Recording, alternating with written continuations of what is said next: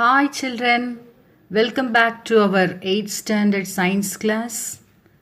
Today we are going to start a new topic, very interesting topic, changes around us. Already you have learnt about it in 7th standard. This year we will see something more about it. Learning objectives. Define chemical reactions. Differentiate chemical changes from physical changes. Conditions required for chemical reactions. Have you ever visited Qutub Minar at Delhi? Yes, one of the wonders of our ancient culture, the non-rusted iron pillar. But usually iron will get rust, no, when exposed outside. So many changes we can witness around us, isn't it? As you studied earlier in your 7th standard, some changes, this folding of paper, drying wet cloths, bending of iron rods, are some examples of physical changes.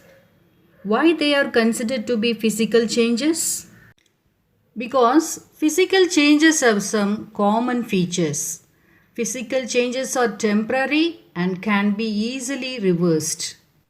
Some other examples like burning of paper, which completely turns to ashes, digestion of food become energy, and turning of milk to curd, and the spoilage of food items like vegetables, fruits. These are some examples for chemical changes because they produce a new product and irreversible change, isn't it? Now we can explain what is a chemical change. A chemical change is a permanent, irreversible change and produces a new substance. Here is a small activity from your book. You need to separate all these reactions as physical and chemical reactions. First one, melting of ice. The ice can easily be reversed.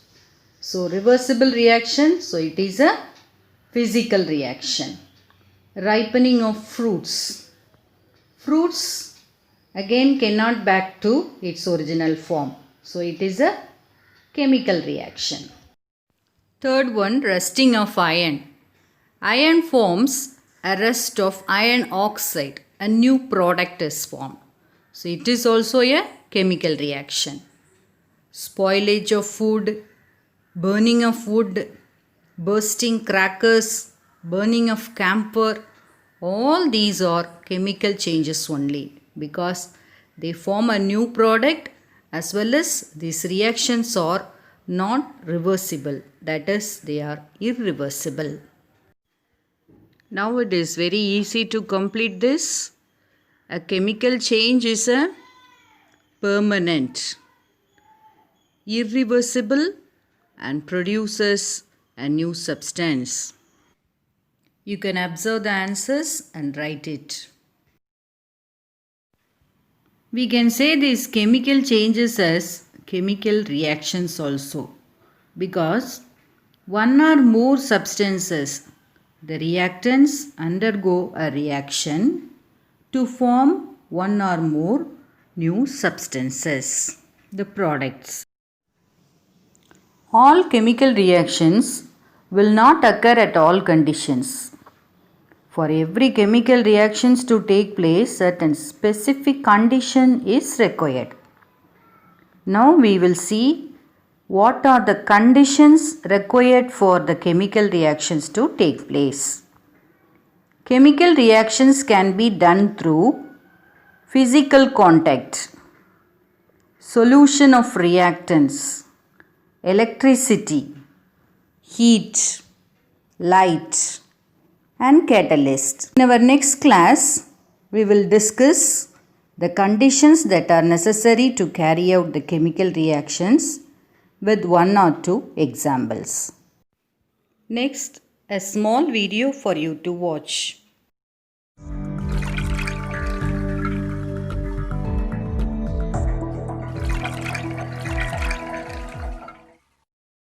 physical and chemical changes.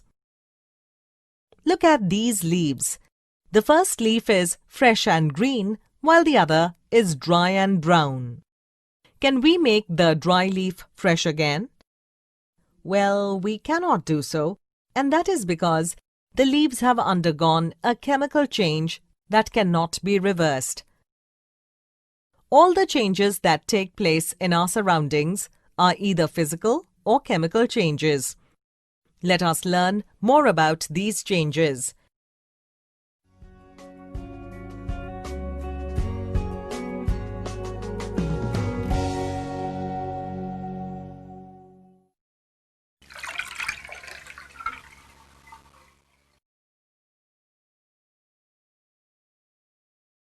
When water is frozen, it forms ice. However, ice and water are made up of the same type of substance, that is, water molecules. This means that freezing just changed the physical form of water from liquid to solid, but the molecules inside remain the same. Such a change, where only the physical properties of the substance change and no new substance is formed, is called a physical change. The formation of ice can be easily reversed by heating the ice to form water. Most physical changes can be reversed. Melting of an ice cream, chopping of wood, bending of a wire, breaking of a glass, and breaking of a pencil are physical changes. Now look at this log of wood. Even after being cut from the tree, the wood remained same. But what happens when this log of wood is set to fire? Upon burning, the wood changes into ash.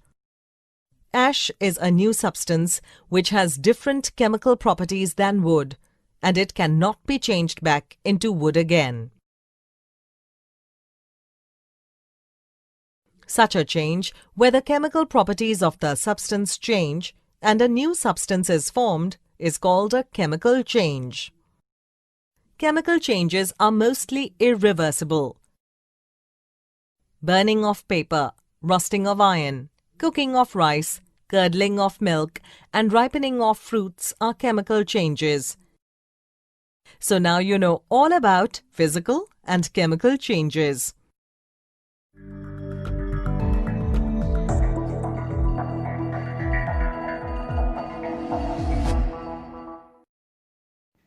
Today's class we have learnt physical and chemical changes. Now you can do the assignment.